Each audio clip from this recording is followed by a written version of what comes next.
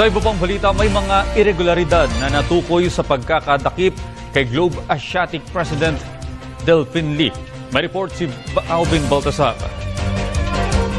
Nanindigan ng Philippine National Police na legal ang ginawang pag-aresto ng Task Force Tugis kay Globe Asiatic President Delphine Lee.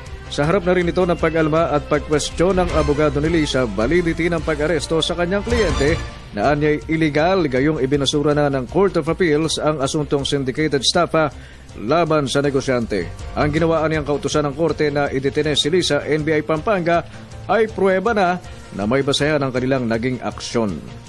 Kuna na lang natin ng direction is the courts, no? So if the court commits him to a detention facility, then the discussion on the validity of the warrant of arrest can be considered in a way moot and academic.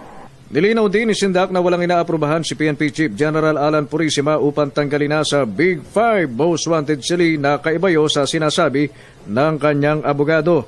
Paglilinaw ng opisyal, may pinirmahan nga si Chief PNP, ngunit ito'y acknowledgement lamang hinggil na idilis na si Lee sa most wanted. In-acknowledge si PNP yung sulat, because in the civil service, you have to answer all communications that are submitted to you. We are bound by law also to act on any communication. So, inaksyonan lang niya yun. So, hindi naman related yun, hindi connected yun dun sa legal or sa court or legal nature nung warrant, di ba?